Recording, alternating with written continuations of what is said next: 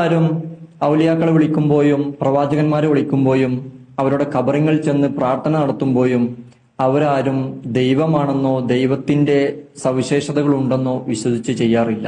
മറിച്ച് അള്ളാഹു അവർക്ക് കൊടുത്ത പ്രത്യേക കഴിവ് മുഖേന അവർക്ക് നമ്മെ സഹായിക്കാൻ കഴിയും. സഹായിക്കുന്നതും കഴിവ് നൽകുന്നതും ഒക്കെ അള്ളാഹു തന്നെയാണ് എന്നാണ് ഞങ്ങളുടെ വിശ്വാസം. ദുന്യാവിലെ പല വിഷയങ്ങൾക്കും നമ്മൾ പലരെയും സമീപിക്കാറുണ്ട്. ആ സമയത്തൊക്കെ അവർ നമ്മെ സഹായിക്കുന്നത് അവരുടെ കഴിവ് കൊണ്ടല്ല, എല്ലാം അള്ളാഹു കൊടുത്ത കഴിവ് മുഖേന തന്നെയാണ് നമ്മെ സഹായിക്കുന്നത്. പക്ഷേ ഔലിയാക്കൾക്കും പ്രവാചകന്മാർക്കുമുള്ള കറാമത്ത് മുഅ്ജിസത്ത് മരണശേഷവും നിലനിൽക്കുന്ന ഒന്നാണ്. അതുകൊണ്ട് മരണശേഷവും അവർക്ക് നമ്മെ അതുപോലെ സഹായിക്കാൻ കഴിയും. നിങ്ങൾ ഈ കേട്ട സംസാരം കേരളത്തിലെ സമസ്തയും സലഫികളും തമ്മിലുള്ള അഭിപ്രായ വ്യത്യാസത്തിന്റെ കാതലാണ്. അദ്ദേഹം പറയുന്നത്, ഞങ്ങൾ മഹാന്മാരോട് പ്രാർത്ഥിക്കുന്നത് അവർക്ക് അള്ളാഹു കൊടുത്ത കഴിവിൽ നിന്നുകൊണ്ടാണ് ഞങ്ങൾ പ്രാർത്ഥിക്കുന്നത്. അതുപോലെ അവർ മരിച്ചു കഴിഞ്ഞാലും ആ മഹാന്മാരായ ആളുകൾ, പ്രവാചകന്മാരായ ആളുകൾക്ക് കൊടുത്ത മുഅ്ജിസത്തിന്റെയും കറാമത്തിന്റെയും അടിസ്ഥാനത്തിലാണ് ഞങ്ങൾ അവരോട് പ്രാർത്ഥിക്കുന്നത് എന്ന് തന്നെയാണ് അദ്ദേഹം അവിടെ ഉപയോഗിക്കുന്നത്. യഥാർത്ഥത്തിൽ സലഫികളായ ആളുകൾ ഇത് അംഗീകരിക്കുന്നില്ല. എന്തുകൊണ്ടാണ് അവർ അംഗീകരിക്കാത്തതെന്ന് ചോദിച്ചാൽ അവർ പറയുക, ഇത് ഖുർആനിനും സുന്നത്തിനും എതിരാണ് എന്നുള്ളത് കൊണ്ടാണ്. അതുകൊണ്ട് നമ്മൾ മനസ്സിലാക്കേണ്ടത്, ഇവർ പറയുന്നതിൽ ഏത് കൂട്ടരുടെയാണ് സത്യത്തിന്റെ മാർഗം, ഏതാണ് പ്രമാണത്തോട് യോജിക്കുന്നത് എന്ന് നാം തിരിച്ചറിയണം. അതറിയാൻ നമ്മൾ മക്കാ മുശ്രിക്കുകളായ ആളുകൾ, ബഹുദൈവ വിശ്വാസികളായ ആളുകൾ, അവരുടെ വിശ്വാസം എന്തായിരുന്നു എന്ന് നമ്മൾ പഠിച്ചാൽ മാത്രമേ നമുക്കത് മനസ്സിലാക്കാൻ സാധിക്കുകയുള്ളൂ. നമുക്കറിയാം, മക്കാ മുശ്രിക്കുകൾക്ക് അള്ളാഹുവിൽ വിശ്വാസം ഉണ്ടായിരുന്നോ? വിശുദ്ധ ഖുർആൻ തന്നെ പറയട്ടെ, വലഇൻ സഅൽതഹും മൻ ഖലഖസ് സമാവാതി വൽ അർള് വസഖറ ശംസ വൽ ഖമർ ലയഖൂലുന അല്ലാഹ്.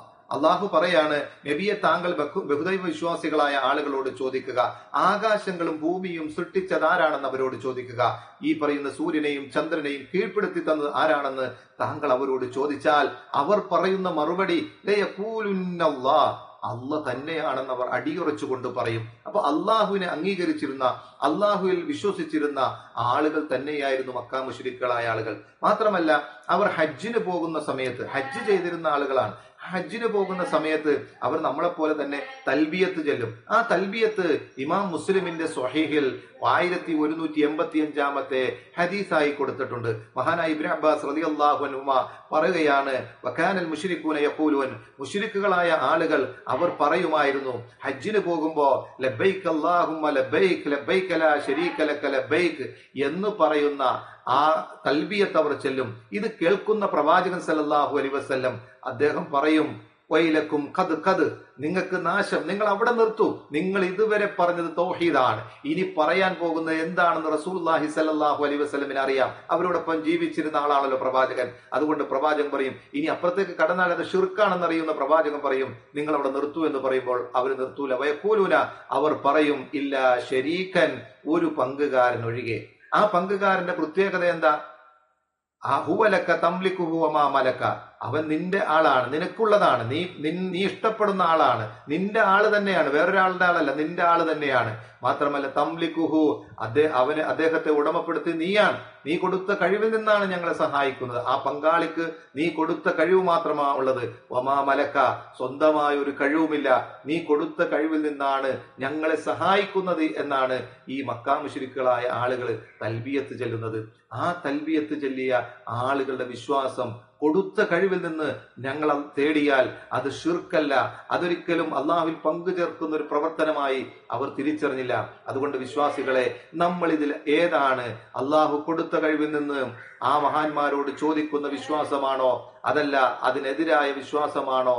അള്ളാഹുവിനോട് നേരിട്ട് വഖാല റബ്ബുക്കും ഉദ്ഊനി അസ്തജിബ് ലക്കും, അതെ, നിന്റെ രക്ഷിതാവ് നിന്നോട് പറയുന്നത്, നീ എന്നോട് പ്രാർത്ഥിക്കുക, എങ്കിൽ ഞാൻ ഉത്തരം നൽകാം. അപ്പൊ അള്ളാഹുവിനോടാണ് പ്രാർത്ഥിക്കാൻ പറഞ്ഞത്. ആ പ്രാർത്ഥനയാണ് നമ്മൾ നിർവഹിക്കേണ്ടത്.